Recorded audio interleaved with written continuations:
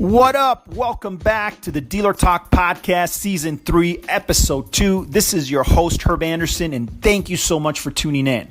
Today, we're going to be looking at fixed operations from multiple angles. The guest that we have on today is somebody that I follow for a really long time. I got to say, I'm kind of starstruck on this one. When I put this project together, I envisioned myself interviewing certain people in the industry, being able to ask them questions and get some of their insights. And this dude was definitely on that list. So to actually have him on the show is kind of insane. Make sure that you're ready. Make sure that you have a pen and paper because you're going to want to take some notes. Lots of insights on this one. So just be ready. If you haven't done so, please make sure to share this podcast, share this episode with somebody that can benefit from the information so that they can take it back to the dealership and implement it in their day-to-day. All right, so let's get into it. Without further ado, let's check it out.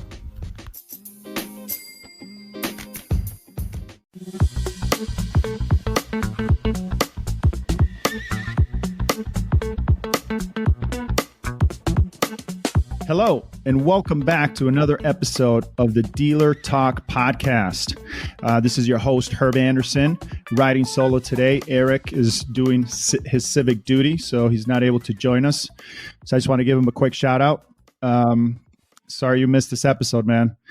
So today's going to be an interesting one for me. I'm going to try to keep it as cool as possible. But the guest that I have on today, I'm a huge fan of. I've been following his content, read his books, listened to his podcasts. And so I'm super stoked that he's doing the show. All right. So without further ado, let's just get into it. I want to get this guy on the mic. The guest we have for today is Chris, the Bulldog Collins. Chris, what's up, man? How are you, dude? Yeah, I'm great. Thank you for having me. This is going to be fun. Yeah, dude. Super excited that you're on. Thank you so much for joining us for a session. I really, really appreciate it. And like I said, what's going on with Eric? Why is Eric not hanging out with us? He had court today, so he had to go for jury duty. DWI or spousal abuse or what? What is he in trouble for? I don't know. He hasn't shared anything yet, so I gotta have. You're going to jail, Eric. You're going to jail. So we'll have to have a follow-up conversation with him about that. But dude, like I said, I'm a huge fan of all your stuff. I really appreciate you being on here and just kind of want to get into it. The first question I ask everybody that comes on the show is if you could just give us a little bit of a recap. I know, people know who you are, but for anybody that's maybe tuning in or joining the industry and listening to the show, if you could give us just a quick recap, that'd be great, man. Yeah. So I started off in our industry literally as a porter to buy drumsticks. So I worked from 12 to 5 at a Volkswagen Audi Subaru dealership in Seattle. And it was literally just to pay for drumsticks and cymbals. And then, my grandfather, who was kind of my father, raised me to always, give more than what somebody pays you. Like you'd always say, if somebody pays you $5 an hour, give them 10. And so I was on time. I worked hard when I was there, and I ended up getting promoted. I became the head of what we called ourselves the lot lizards and, detail, and then eventually worked my way up to be a service advisor. And I was quickly one of the top service advisors there out of 8. And a consulting company came in to kind of fix our department at one point. I remember they changed my pay plan, which I was scared of at first, but I ended up making more money actually on the new pay plan. But one of the consultants after they were there for a while asked me if I would go talk to a group of advisors at a Ford dealership in North Seattle that he was having a hard time with. And I was like, sure. And so I kind of thought he wanted me to teach him some stuff. Right. And I think I'm 20 at the time. And so I just started paying attention to what I did different than the other advisors. Like when I would walk up to a car, they would say like, do you have an appointment? I would walk up and I was curious about people and I didn't really know anything about cars. So I would ask them like, where are you headed today? What do you do for work? Like I would connect with them on a deeper level, which later became a story that I'm kind of famous for called Pet the Dog, which is, it's about connecting on a deeper level. But I created this advisor training. I remember I showed up with these little workbooks because I was the one in our band who made the flyers. So I knew how to use the word processor at Kinko's because, I'm pretty old here, Herd. So this is before you had, computers and word processors and all that. But I made I think it was probably eight pages of a workbook. And I showed up with, workbooks for everybody. And the consultant was like, what are you doing? And I'm like, well, I came up with some stuff for them. And he's like, no, I just wanted you to tell them to do whatever I said. And then I know, and then it worked for you. And I'm like, you haven't taught me anything. And that was the beginning of my hatred for consultants. Cause I'm like, well, no, I'm doing all the work. Like, what have you taught me? Like, you just came in and changed my pay plan and moved stuff around. And so, very early on, I understood the difference between a consultant and somebody who really works in our industry, right? And so I try really hard not to be a consultant and, to come at it from our point of view in the store and the drive, that sort of thing. So then they ended up paying, because it went so well with those advisors, because I ended up doing, I think I went an hour and a half. They ended up paying me to go around and do training. And so I was going all over Oregon and Washington doing advisor training. I eventually started working for them. And they taught me, one of the things they taught me was how to read financial statements, which it's interesting, man, because I didn't finish high school. And I've, people many times have asked me, did you go to Stanford or Harvard? Because I know financials so well. But, I was self-taught, and they, that consulting company taught me how to read financials. And then I took a deep interest in it. And then I ended up being one of their consultants that would go into service departments. And I did this for them. And then I did it for myself for almost 10 years, where I would go into service departments 100% on commission. And I would turn them around and I would get a piece of the increase. And so I developed this crazy toolbox where I had no excuses. Because, if I go into a service department and I say, well, it won't work here because of the market or the brand, I wasn't going to make any money. I couldn't have an excuse. And so I created these systems and formulas that just worked. And then over time, I got burnt out because I was on the road so much. There were literally months where I was only home 2 or 3 days. I decided, I need to write a book and help more people. And so the first book I wrote, it took me 2 years, The Irreplaceable Service Manager. And I got a ghostwriter at first because that's what somebody told me to do. And that didn't work because they didn't understand our industry. And so I ended up writing it myself. And it was painful, but when I put it out, I was helping more people. And so then I wrote the book, The Millionaire Service Advisor, and I started coaching groups. And so the coaching groups allowed me to coach managers from afar, but not have to travel so much. And so now that's kind of the heart and soul of our company. The biggest part of our revenue is coaching. We have hundreds of, service departments, whether it be dealerships or independents, in our coaching groups. And I have 4 coaches that work for me, and that's kind of what we do. So we have our business now is we have books, we have online, which we call on demand, which is Service Manager University. There's tech training in there, there's customer service, there's advisor training. And then the level up from there is coaching, where you get a coach, you come to quarterly meetings with myself and the coaches, and we kind of help you through it. So long-winded story, but that's how I got started, was as a porter to pay for drumsticks. And I ended up figuring out that I could make more money as an advisor than as a rock star, really. Because I would, Seattle was kind of a happening time then. And I remember a lot of the bands that had record deals were making less than me, and they were on MTV. And I was like, wow, in the car business, just the harder I work, the more I make. And in music, it seemed like there was a lot of luck involved, and who you knew and that sort of thing. And I left out a whole part about how I was a general manager of a dealership and I owned my own dealership.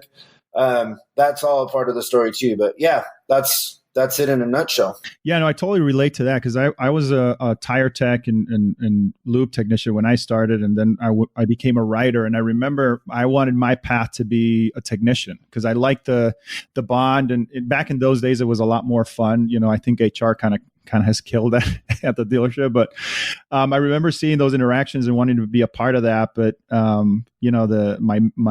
mentor at that time, told me, hey, just be a writer, try it for a month. If you don't like it, then we'll reevaluate. And I remember getting my first paycheck, and this was like, early 2000s, maybe 2000, 2001. It was like $4,000 or something like that. And I was like, oh, I'm going to be a writer. So when you switched to rider, because I've over the years I've had a lot of technicians switch to rider, and what I always tell them is like, because I don't know, the success rate on that's maybe 25%, and I always tell them like, hey, I'm okay with you trying this, but the thing that you have to promise me is if it doesn't work, you won't leave. Because that's always the thing. Like, I don't want to lose a tech, but if a tech wants to be a rider and they can do it, it works. But so tell me, from coming from a tech to a rider, like what were the big eye-opening things that were hard to kind of push through? See, for me, the biggest thing was that I enjoyed talking to people, number one. So I think that if you're in that role and you don't like people, then you're not going to survive. You're just not going to make it. You have to genuinely, from within, really like people and like to talk to people and get to know people. And then I realized that I really enjoyed when customers would come to me with problems. And I know that sounds crazy, even masochistic, but I enjoyed that part because to me, I looked at it as an opportunity to wow that customer. I looked at it as an opportunity for me to make that customer a raving fan. And with that mindset, it just, it just clicked. And it was really quick for me. The hardest part for me was getting in line with the numbers and looking at that stuff. But the kind of like the core of the role, which is talking to people, and making sure that they have a good experience and all that. That just came natural. Yeah. Don't you think that's an important quality? Like I was the same way. Like when you could tell, like when the other advisors were avoiding a customer, like I remember my first week being an advisor, there was this customer, the Subaru SVX. Do you know what that is? I know Subaru, but not the model that you're talking about. Yeah, it was a terrible car. It looked like a spaceship. And all these Boeing engineers bought them, and they were in an SVX club. There were like 5 of them. And it was a terrible car. Like, it was terrible. I don't know. It was Subaru's idea of a race car or something, but it looked like like a cross between a old Lambo and a Subaru. And the guy came in and nobody would help him. And so I helped him. And I remember it was like a 22 line or something warranty RO. And I remember the dispatcher threw it back to me and said, you need to get diagnosis. And I mean, the car was only like a year old, but it was a lot of rattles and things like that. And, those customers and nobody would help or that were difficult ended up being like the best customers. Like they ended up being my friends because they I don't know. I always kind of saw it from their point of view. Like I was like, if I was them, I would feel the same way, And so, yeah, I don't know. I think that's an important characteristic in a good advisor is to not cherry pick and help the people that nobody else wants to help. Oh yeah, for sure, man. So, one of the things that I did once I became a manager, because it's so hard, right? People, especially when you're interviewing for that process, and I got burned on it so many times where I get somebody on a one-to-one and we'd have a good conversation. I'd be like, oh, this person is great. They had the service background. Maybe they worked at a restaurant or something like that. So they on paper, and on that one-to-one interaction, they look like they would, they fit the part. And then you get them on the floor and they just fall apart. They can't handle people. They can't handle objections. And so what I graduated to doing, or I started doing, was interviewing in groups. And that was really successful for me because you could tell those people apart when they're in this environment that that there's other people around them. You know what I mean? Instead of just being on that one-to-one, sort of an interview. And then they kind of weave themselves out automatically because you can tell them they're shy. They're sitting down by themselves in a corner somewhere. You know what I mean? And they only like spark up if you address them. So yeah. Totally. Yeah. But okay, man. So I wanted to ask you, I wanted to kind of start with the 50,000 view, right? And one of the reasons why I want to do that is because I consider you to be a pioneer when it comes to social media and podcasts, even the books, right? And creating all these putting your information out there in platforms to kind of scale, to reach more people. I think you and Michael Cirillo from the Dealer Playbook are some of the first ones to do it in a really big way. And so I'm just curious, man, like in the beginning, when you started to do this, I mean, did you always think about, service is the way I'm going to go? Why that part in particular? And have your goals for that evolved or changed? I'm sure that there must be some sort of an evolution at this point than when you first started and said, hey, I'm going to do this to maybe reach more people, like you said earlier. Yeah. So you're asking a lot there. Maybe a condensed version is what I want to highlight is the importance of the social media platforms that we have today and how dealers can utilize them, kind of like you did for your business, but maybe on the dealership side. Okay. Yeah. So the thing is, like, for us, a lot of service managers and advisors aren't really looking for that on social media, right?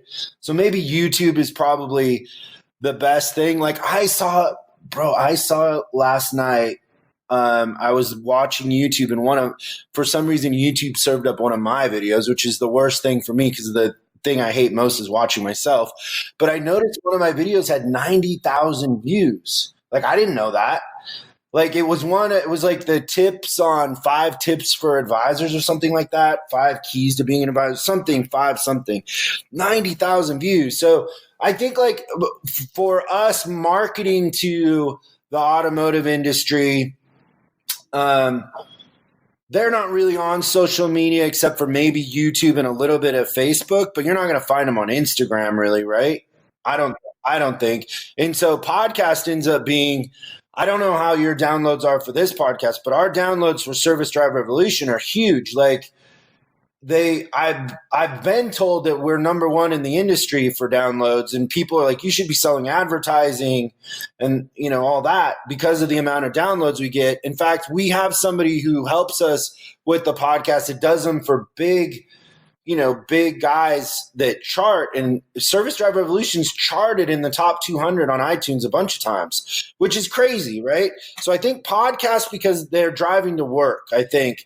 And also I think podcasts feed to a longer tail conversation. Like we live in a society where everything has to be a dog bark and condensed into a tight little, synopsis, but our industry is complicated, and I don't know that you can talk about things that you want to talk about in dog barks and that quick. So I'm finding right now that books, we sell a ton of books, and I'm actually going to put my books back up on Amazon. I took them off of Amazon for a long time, but I'm putting them back up.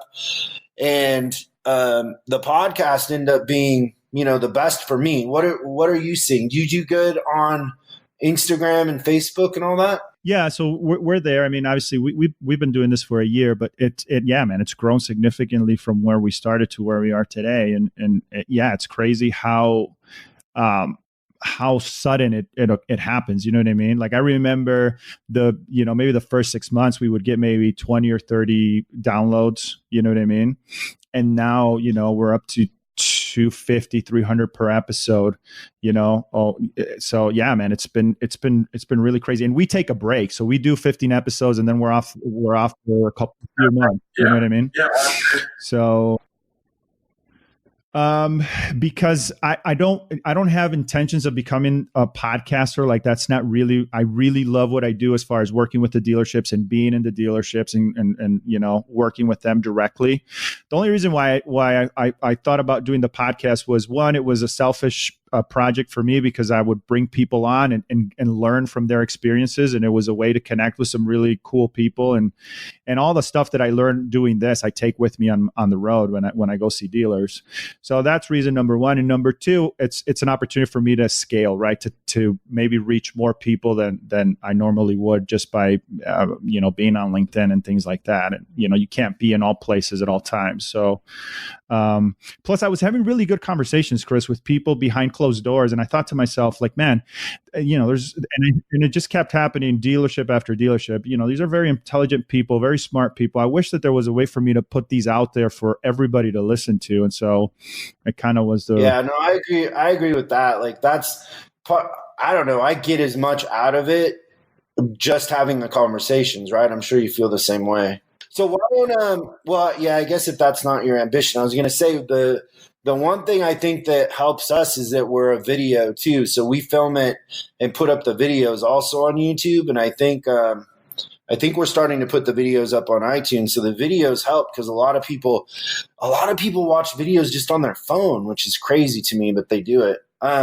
Okay. So now let's flip that question because you asked me about us and then you asked me about dealers. So I think that dealers and service centers do a terrible job of social media because like take for example a car dealership. Like they kill their list by putting up, they think that social media and what they're selling is a car.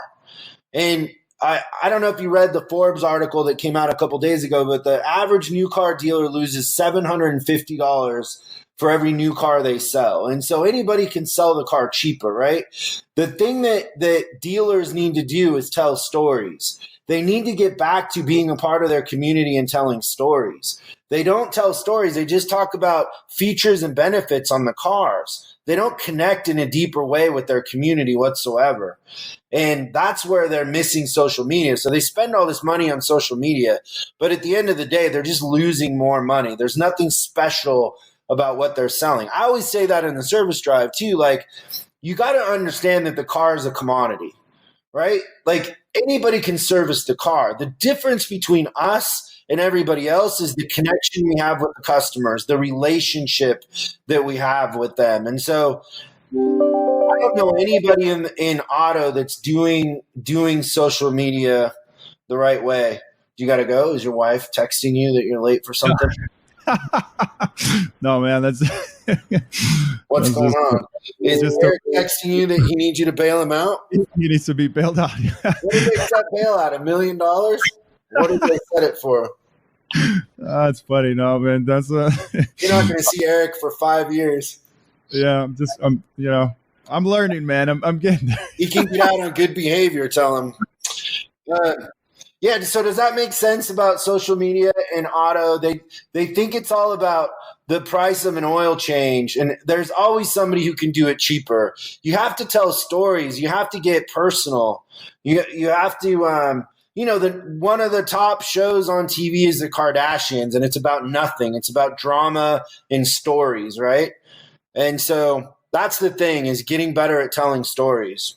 Do you think, for example, like I've always thought, and I don't know, maybe there is, man, I haven't looked at all the podcasts that are out there, but do you think that a dealership could leverage podcasts to get their message out there, like do a in the dealership type of a podcast and talk about, service and how to, tips on how to service your vehicle and tips on how to negotiate a better deal and things of that nature? I mean, do you foresee somebody maybe doing it successfully and leveraging that type of a platform? No, I think that YouTube and Facebook and Instagram are where they probably belong. Because think about podcasts are two things. They're either entertainment or education. So I listen to them for education, right? But you're a dealership, I don't know. Consumers aren't looking for a podcast that educates them on a car. They want to pay us to do that, and they want to trust us. And so there'll be a couple weirdos out there that read every blog and all that, but that's 10% of the people that want to know everything about everything. So I don't know. What do you think? I've always thought that maybe there's something there, but when you put it in the context that you did, I mean, I think that it makes sense, right? Definitely platforms like Facebook and Instagram, it's one of the things that I work with dealers on is creating promos for that. And man, I got to tell you, it's super effective, and it's cheap for the stores, right? So, I had a client. Like I think about this all the time when I'm in dealerships because there's so many characters in dealerships, right? Like I had a client, he owns a big dealership, and I won't say his name, but he has it in his will. So he has two things in his will for his kids. One is if they get a tattoo, they're out of the will. And the other one is that they have to have a prenup that gives nothing to their spouse because they're gonna inherit a truckload of money, right? And like I just think like stuff like that, like if there was a dealer on YouTube talking about how his daughter's dating this guy and he doesn't like him and he won't get a job, like that would be more endearing than telling me how much the new Corvette cost. Like if you segued into the Corvette or he was in the Corvette telling that story, it's a way more entertaining, viral thing that, and I think too, like that, actually that I just thought of something that is a really important point here is that, our industry hasn't been the most honest industry, but the things that go viral on the internet are the things that are the most honest. And so it's like in order to do good on social media and really get a following, you need to let people in the kitchen. You need to be vulnerable. Where we try to pretend like everything is something in the automotive industry and we're not vulnerable and we don't show people what really happens in the kitchen and what's going on. And I'm telling you, if somebody came out and did that, they would be bigger than you can ever imagine. In fact, I've been offered that TV show a couple times to do it. It's that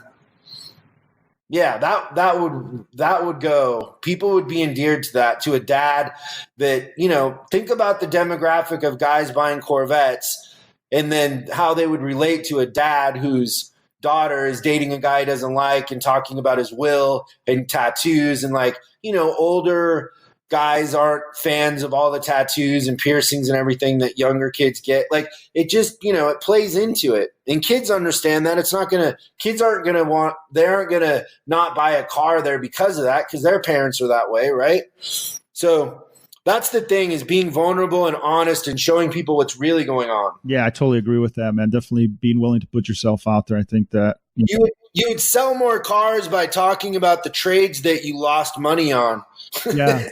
And being vulnerable. For sure. Because people would be like, oh, they're human. Yeah. And they take losses too. Right.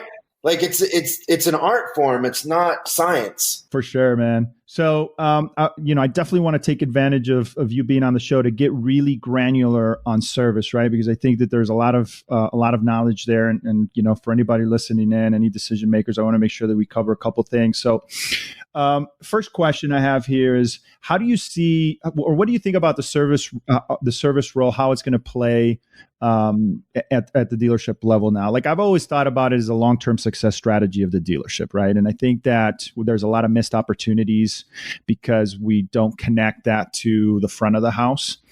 But do you think as technology advances and we get more towards rideshare and ownership subscriptions and things of that nature, do you foresee service becoming more and more important? Has it always been, a big part of the business that's maybe been neglected? I mean, what are your thoughts on that? And maybe some of the things that decision makers can start prepping for as technology and things of that nature advance? Yeah. So you have a weird thing in our industry that most dealers measure their ego or, how high they piss on the tree by how many cars they sell. So if I walk into, if I go down to the bar here for lunch and I'm sitting at the bar and any car dealer that's a friend of mine walks in and says, hey, Chris, how are you doing? And I say, how much did you do how many ROs did you write yesterday? Or how much did you do in service gross? Their eyes would gloss over. But if I said, how many cars did you sell yesterday? Their posture would change and they would tell me, and then they would go into how the market sucks and, nothing works or whatever. So we have a couple problems. One is they've been saying for a long time that car sales are going to drop. And so, our industry's like, okay, so car sales are going to drop. That's happened before. But what they don't say is that Tesla is going to come in and steal market share, that all these other electric companies, Dyson's making a car, Apple will decide here pretty quick if they're going to make a car. But, 500,000 cars here, 500,000 cars there on a pool that is already shrinking is devastating. And now Tesla has an unfair advantage because they go direct to consumer. And I spoke at NADA years ago, and I had a thing about Tesla in there, and they made me take it out. And I was like, why do I have to take it out? And they said, because it's not a popular topic with the dealer body. And I'm like, yeah, but it's the elephant in the room. And they're like, no, we don't want to upset manufacturers. But the thing is, and I've been in meetings with manufacturers, is what they want to do is have the same advantage as Tesla and go direct to consumer. So now that's the climate that we're in, right? Manufacturers there's no front end gross for car dealers. They're giving the cars away at a loss. Car dealers are stuck on the hook. If you really dig into it, like what made Ford so strong and to scale so quickly in the beginning was Henry Ford came up with the concept of flooring cars, right? So he's like, I would get paid quicker for the cars if when I delivered them, I got paid. So what I want you to do is to get a line of flooring, and then you can floor your cars on this line of credit or with your own money, but you're going to pay me when I deliver them. But you're going to have service and parts, and you'll be able to cover all of your expenses with service and parts, which was fixed absorption. So that's when that concept was created, right? It was by Henry Ford, that if he used to have this chart where he'd show what it would cost to build a Model A Ford from scratch through parts and service. And it was like, $70,000 when the car was $3,500 or whatever. So that was the idea. But now you have dealers that are flooring cars. There's no money in the cars. They have this flooring expense, so they're paying for this line of credit and for a depreciating asset that there isn't a lot of value in, right? So I think we will come to some sort of hybrid where the manufacturers are going to go direct to consumers, and the dealers can deliver the cars and maybe get a delivery fee, and service will be the bread and butter. So then you have the question, will dealers want to have a service and parts department? And that'll create more consolidation in our industry, but there will be dealers that will be very happy running service departments and performing warranty, that way. But that's where the future is headed. It is going to be in service. We're busier than we've ever been in our business because dealers are going, hey, I can't, I speak all the time to 20 groups, and most of the time, half of the room is losing money in fixed ops, which is crazy. And, you should have high fixed absorption. And anybody listening, if you don't know what fixed absorption is, that's, where service, parts, and a body shop, if you have it, covers the expenses for the dealership. So if you had to give a car away at cost, you would be okay and you would still be profitable. And that was the basic concept of a car dealership in the very, very beginning. And so, yeah, it's going to change. Service is going to be the most important department. And I think you'll have more of a dealership 360 where customers aren't getting passed around. You'll have, there's different systems that will be in place where customers can kind of get everything from an advisor. When I was an advisor, I sold a lot of cars. And I remember I was selling so many cars that they made me stop because the salespeople were going to quit over it. But I would really go down on weekends. And if I had a customer, I remember the general manager, Miles was his name, came to me and he said, why aren't you sending cars to me anymore? Because, they would sell a lot of cars off of me. And I'd say, because this is what happens when I turn a car over to one of your buffoon salespeople.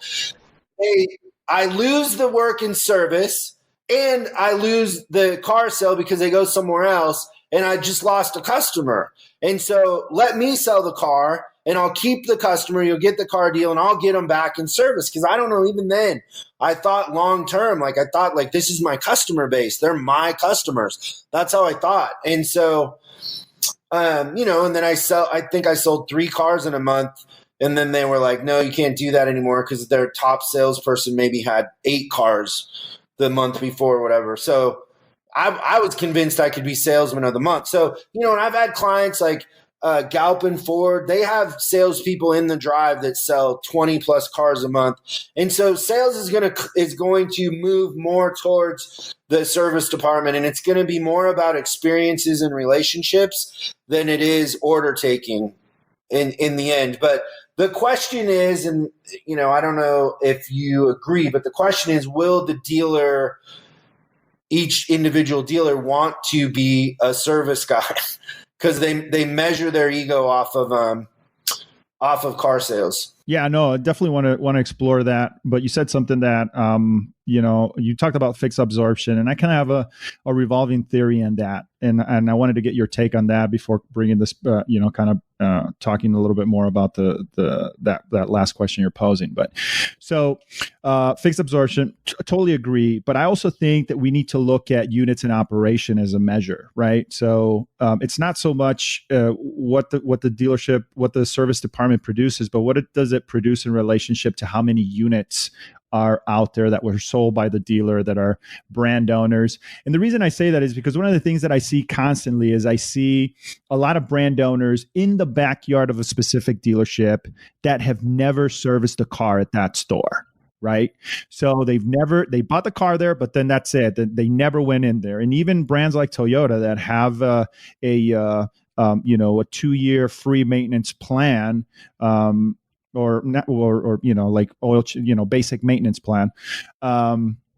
The consumer never goes back to the dealership. And so, do you think that obviously absorption is critically important. Like you said, it's a good way to measure it, but what about units in operation? How do you think that plays a role? And most importantly, what should dealers be looking at? Yeah, that's a great question.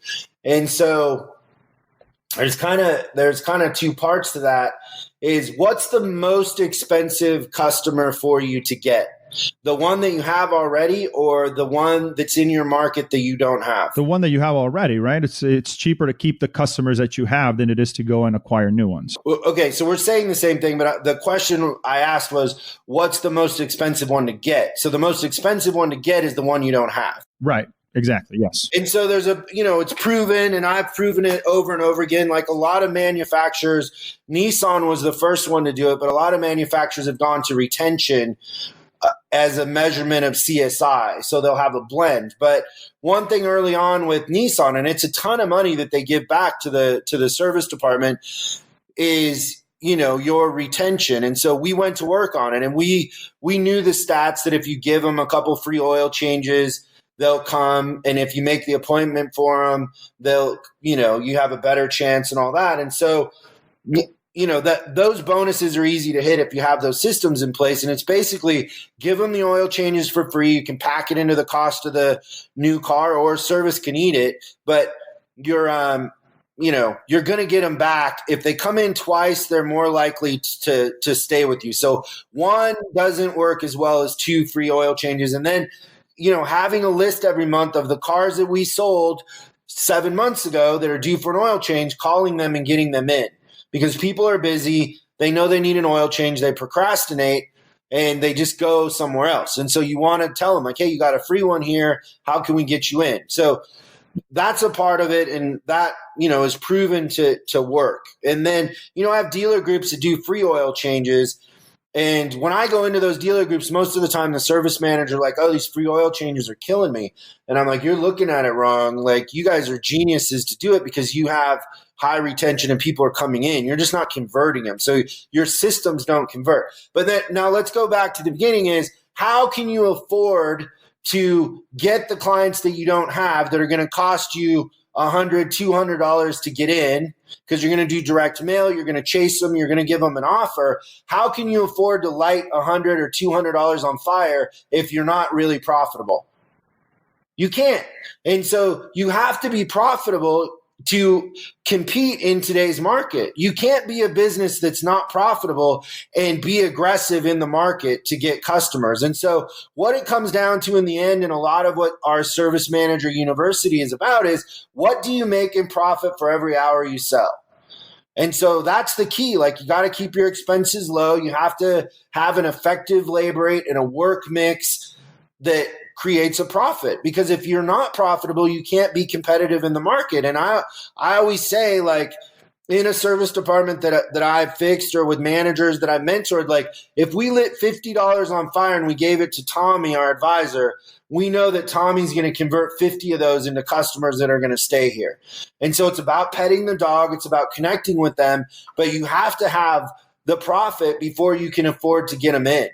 So profit comes first, and then market share and units in operation comes second. But if you don't have the basic foundation, you will chase the market share into bankruptcy. Dude, I love that you're saying that.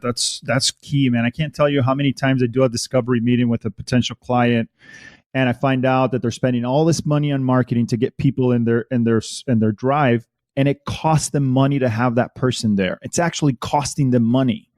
And it's like, guys, why are we doing this? Like, you got to fix your processes. You got to fix your operation internally before you do that. Otherwise, you're just spending money to lose money. It just doesn't make sense.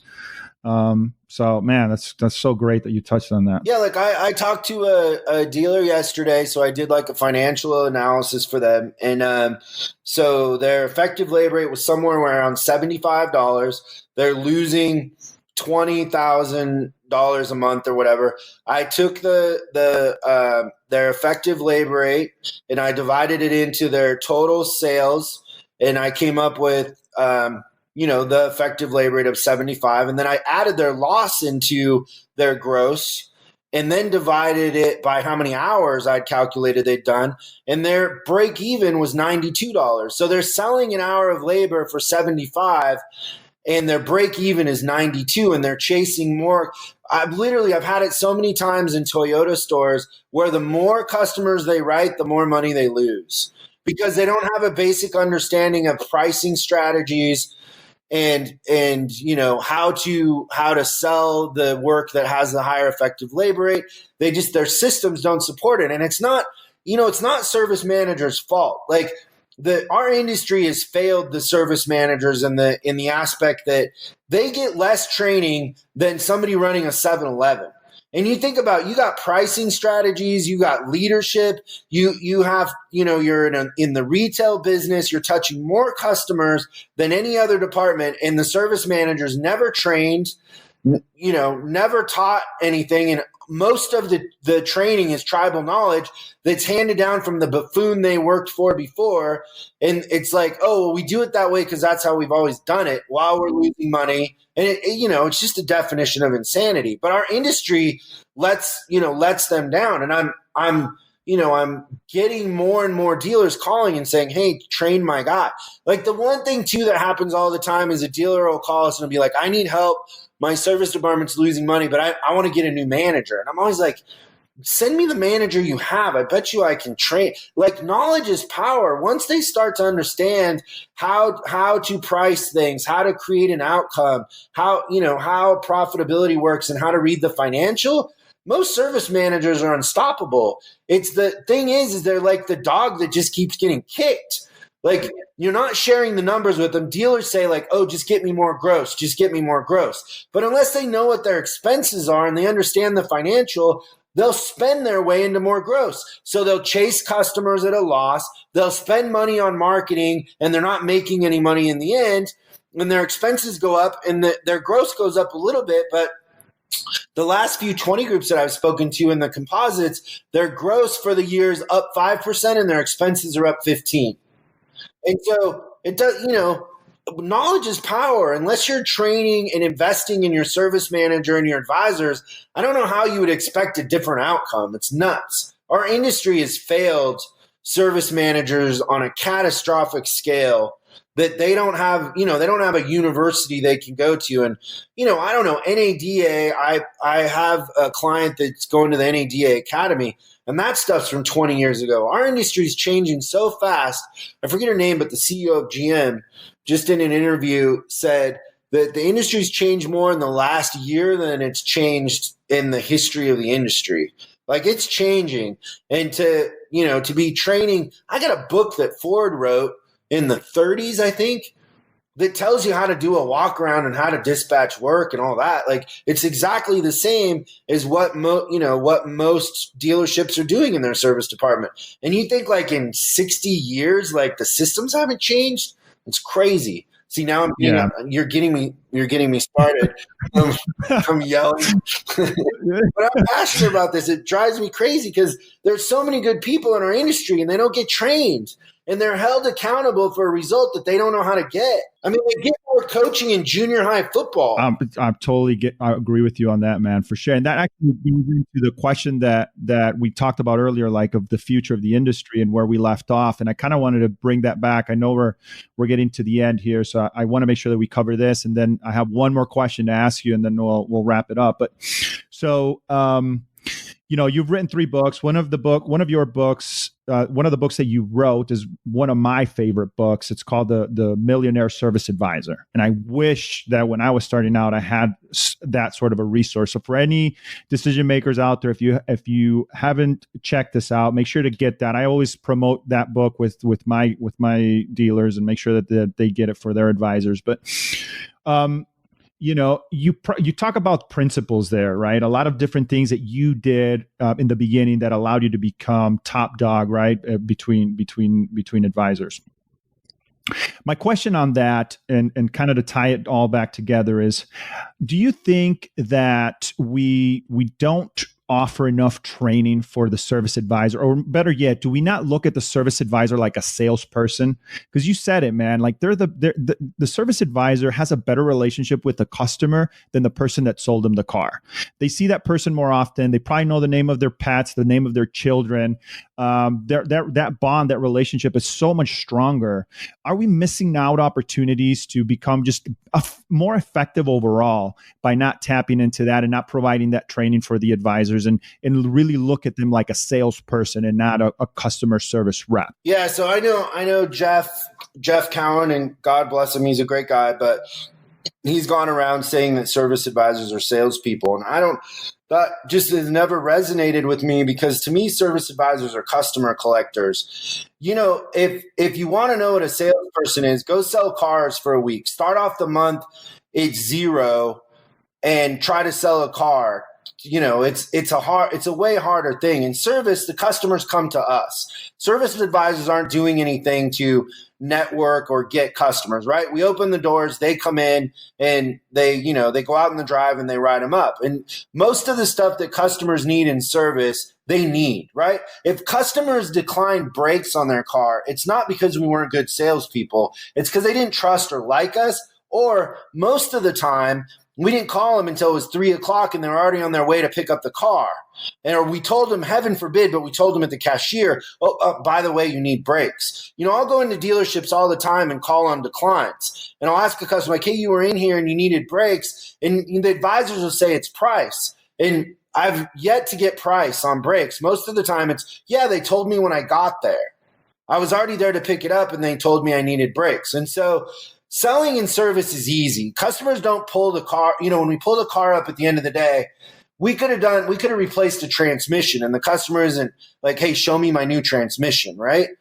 It's a sale that they need. We're selling preventative maintenance. And the number one reason why customers don't buy preventative maintenance is they weren't told or they didn't understand is number 2. And so really it's about the systems. And so our advisor training is half as effective without the systems that support the advisors. So the first thing is the advisors have to have a system that tees the customers up to them. The customers are greeted within 3 seconds of pulling in the drive. The customers are put at ease, that they stay with their car and we go out to the car and greet them. There's a lot of psychological things that go into building trust, but just selling or having word tracks is never as effective as connecting with them on a deeper level and making friends with them and having systems that support the customers. And, also the other thing that we do to advisors, I see it all the time, is how many advisors can write 25 a day and touch every customer? We want advisors to do a 2-hour call and over update the customers and over communicate. But how could you possibly do that if you're writing 25 a day? You can't. And so the system has to support them. And dealers watch the personnel count. They're like, well, I only want 3 advisors. And it's like, you need 5. Like, advisors do really good when they write 12, not when they write 25. And then heaven forbid, you have a quick loop and you have your least talented advisors writing 40 a day. It just doesn't, financially, it doesn't make any sense. And for the customer, it doesn't make any sense. So another long-winded answer to your question, but the systems have to support the advisors, and then the advisors need to be trained. But I don't believe advisors are salespeople. I believe it's a trust sale, and advisors are advisors. If you're checking history and you're advising them on what they need it. They need brakes. They need to do maintenance on their car. If the brake fluid is bad, they need to replace it. It's most of the time it's that we're in such a hurry and we got the advisors writing 20 or 25. They don't have time to check history. And so it's an afterthought most of the time. No, yeah, I appreciate that perspective, man, because you make some good points there. It's there, yeah. I can't argue with that.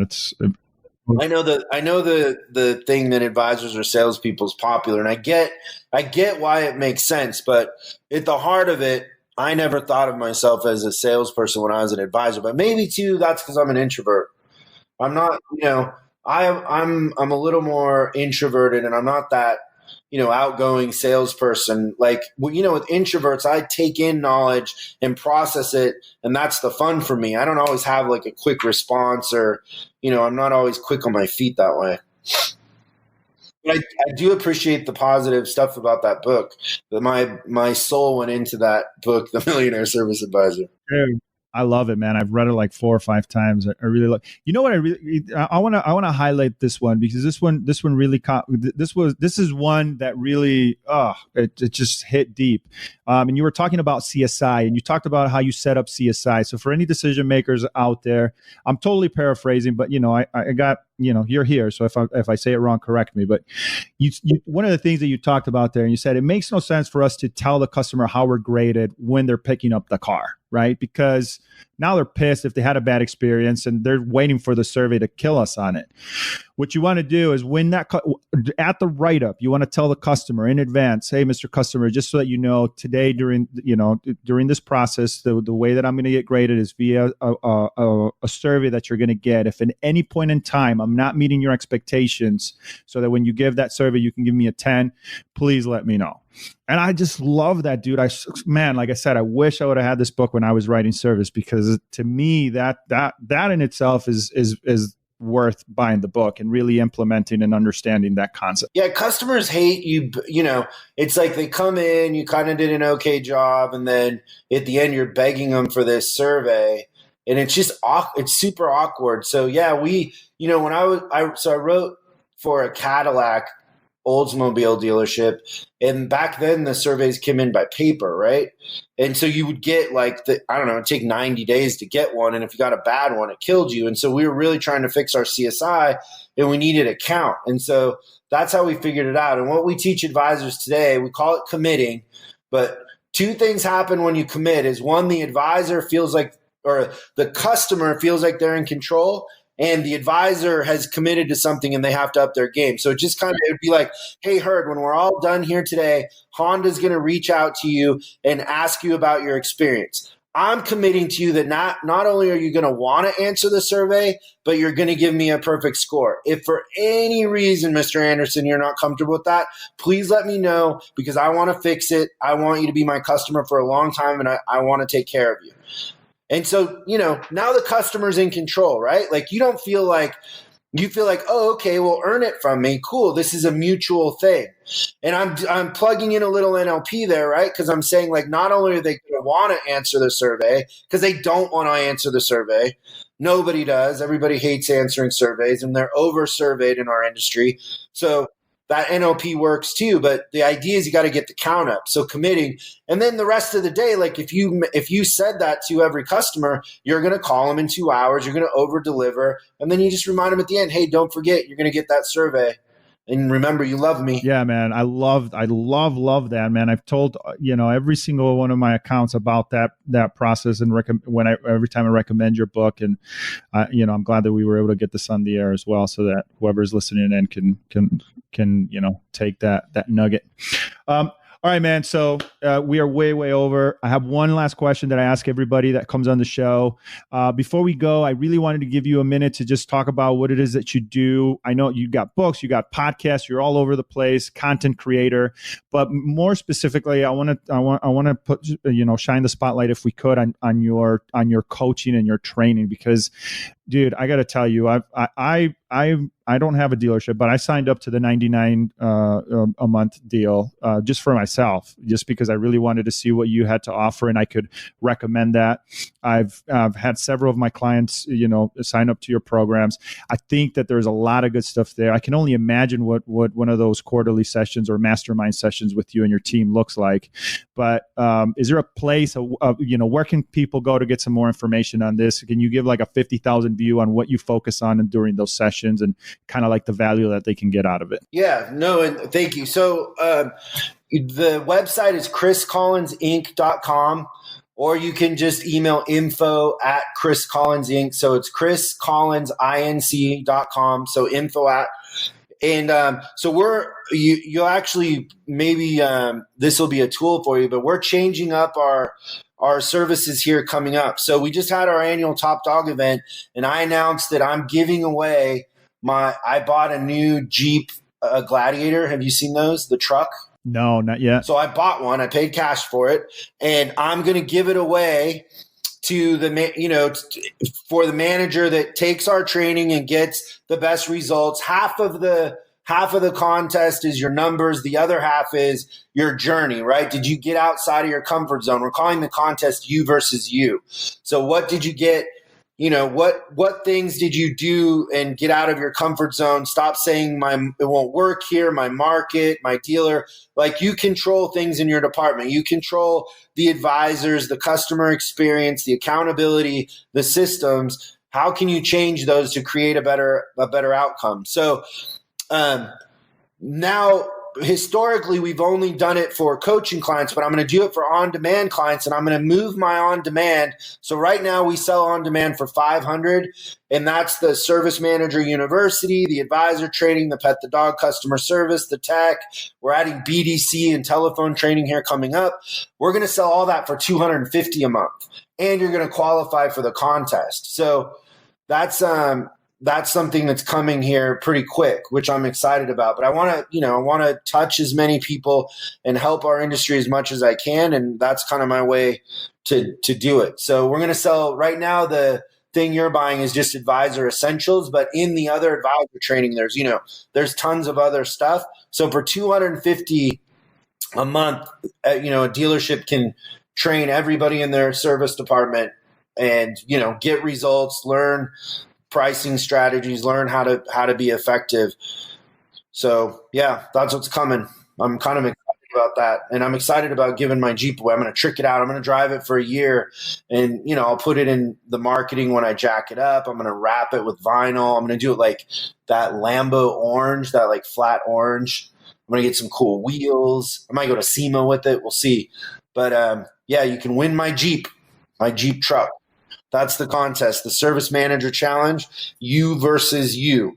And so all that will be up on our website, in the coming weeks. It's brand new. We just announced it this last weekend, but we're working on all that stuff to flip the website over. But it'll be fun. So yeah, any clients you have too that you think would be a good fit for that. The thing with the Jeep, man, is just it really helps. When we did the $50,000 Service Manager Challenge, it made managers that wouldn't take the leap of faith take the leap of faith. And that's the idea with the contest, is if there's some sort of carrot out there that you can commit yourself to, then you'll take the leap of faith. And nothing bad ever happens when you take action.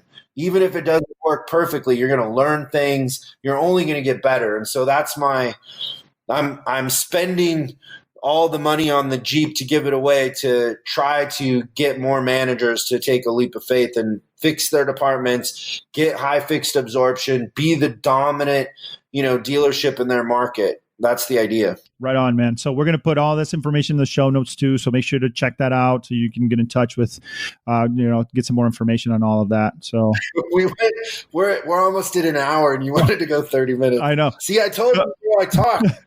Okay. I'm sorry. I'm worried about Eric. When are you going to update me about Eric? I'll send you guys an email, let you know if he's in jail or not. All right. So in 1 minute or less, because we have 2 minutes before the session stops. The question I ask everybody that comes on the show is, where do you see the automotive industry in the next 5 years and why? Manufacturers will go direct to consumer, and service and parts will be the most important departments, and fixed absorption will be critical. Right on. There it is. Chris, thank you so much, dude, for doing this. I really appreciate your time. This was great. I think there's a lot of good information here. It's going to be a great episode to put down. So thank you, sir. Yeah, man, I love what you're doing. Just keep giving back. It'll come around. Thanks for having me. And if there's anything we can do on our end, let me know. Right on, man. Thank you. That's all we have for today. And as usual, we'll talk later.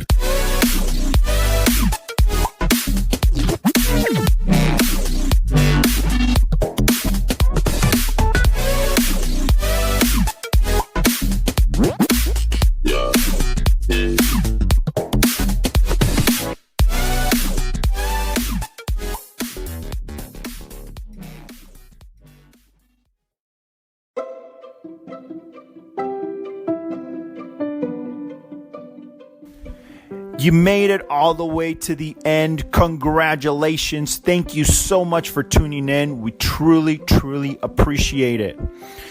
If you like this episode and you think of somebody that can benefit from this information, please make sure to share it. Share this podcast so that they can take these insights back to the dealership and implement on their day-to-day.